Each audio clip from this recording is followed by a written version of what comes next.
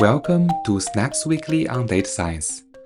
This podcast is all about making data science and machine learning knowledge accessible and less intimidating. This week is going to be the Christmas week, so for those who celebrate the Christmas, I wish you a Merry Christmas and Happy Holiday. Today, we are going to talk about content recommendations. This topic is based on a tech blog with the title Recommending for Long-Term Member Satisfaction at Netflix, written by their data science team. You can find the blog link in this episode's description. Throughout this episode, we will dissect this topic from both business and data science angles. Now, let's dive in. On the business side, let's take a look at the problem to be solved. Netflix is a global leader in streaming entertainment. It currently has over 230 million paid subscribers worldwide as of 2024. With a market capitalization exceeding $150 billion, Netflix is a dominant player in the industry, and it continuously sets benchmarks for innovation and user engagement. Netflix's success relies heavily on delivering a streamless and personalized viewing experience, with content recommendations at its core. This system ensures that the user quickly discovers shows and movies they love, and this drives engagement and reducing the customer churns. In short, the content recommendation is not just a feature for Netflix. It is a strategic pillar that directly impacts the company's revenue and growth trajectory. However, designing an effective recommendation system is not a simple task. The underlying challenge lies in striking the right balance between short-term and long-term optimization goals. Machine learning models that prioritize short-term metrics, such as click-through rates, might drive immediate engagement, but it would risk recommending low-quality or clickbait contents that would undermine user satisfaction over time. Conversely, directly optimizing for long-term goals, like customer retention, is often impractical due to the sparsity and noise of such signals.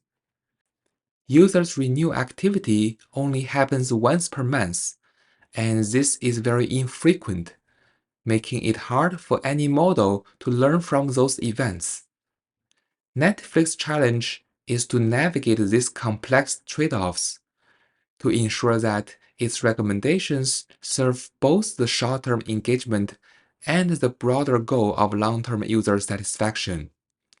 This is where advanced machine learning techniques like contextual bandits and reward engineering come into play. They help Netflix refine its approach to content recommendations. Now that we've outlined the business problem, let's turn to the technical side and explore the team's solution. At the core of their approach is the contextual bandit algorithm. It is a powerful machine learning method that balances exploration and exploitation. The balance is essential for providing personalized, engaging content to users.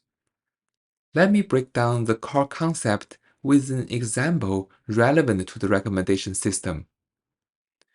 Imagine you log into Netflix and looking for something to watch. The platform presents you with a curated row of recommended titles. Behind the scene, Netflix's recommendation engine treats this decision-making process as a contextual bandit problem. In this context, the contextual part refers to all the information Netflix knows about you, your viewing history, preferred genres, the day of time, device type, and even trending content in your regime. The policy inside this bandit algorithm is the decision-making rule that uses this context to determine which title to recommend. Its aim is to maximize a reward, such as the likelihood that you will watch and enjoy the content. The policy evaluates available options and selects the best recommendation.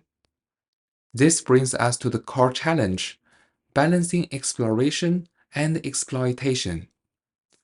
Exploration involves recommending new titles to learn more about your preference, while the exploitation part focuses on suggesting content based on what is already known to engage you. For example, if you've been binging watching sci-fi shows, the algorithm might exploit this knowledge by recommending another highly rated sci-fi movie. At the same time, it might explore by suggesting a critically acclaimed, lesser-known documentary about space exploration to test if your interest aligns with that genre.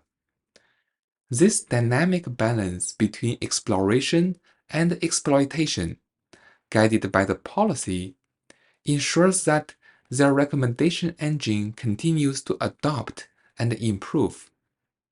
By learning from your feedback, which is whether you play a title, skip it, or rate it, the system continuously refines its recommendations to better align with your interest.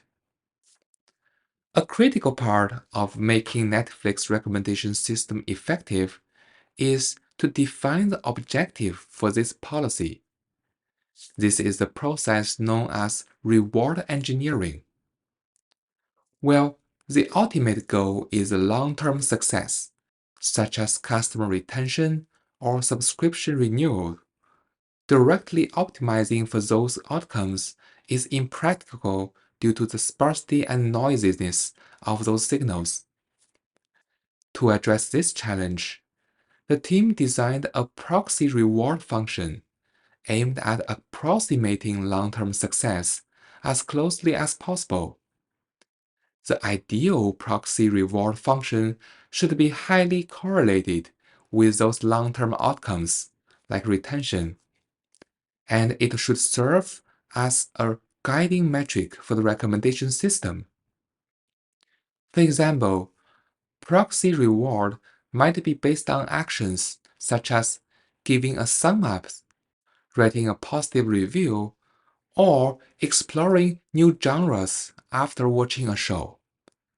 The closer this proxy reward function aligns with a true long-term success, the more effective it becomes at guiding the recommendation. Well, challenges arise with those proxy reward functions. Many meaningful customer actions, such as rate a movie or give a thumb up after watching, takes time to capture, or it may never be provided at all by the customers. This delayed feedback leads to lower coverage for the signals that define the proxy reward function.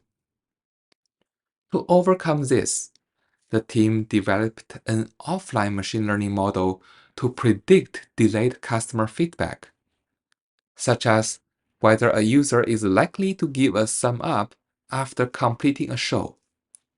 Think of it as fast-tracking the learning process. Rather than waiting weeks or months to accumulate sufficient data, the system uses historical patterns to make educated predictions about these delayed actions. As you can see, now the system involves two key machine learning models, each playing a distinct role in the recommendation process. The first one is the delayed feedback prediction model, which operates offline to predict the likelihood of those delayed feedbacks, such as a sum up, based on observed user actions. For instance, if a user binge watching a series and searches for more shows in the same genre, the model might predict a high probability that this user will leave a positive review or give a sum up. These predictions are then used to compute those proxy rewards, which serve as the training examples for the second model. The second model is the bandit policy model, which is used in the bandit policy to generate recommendations online in real time. Now we discussed both the business problem and the technical solution. Let's wrap it up. In this episode, we explored Netflix's approach to content recommendation using contextual bandits and rewarding engineering. We also discussed the important role of proxy reward function and how Netflix leverages offline machine learning models to predict delayed customer feedbacks. This enables the team to continuously improve the recommendation engine and deliver a more personalized viewing experience. If you like the content of this episode, please subscribe to the channel. Give me a 5-star review and leave a comment. Your feedback is very appreciated, and I'll see you next week.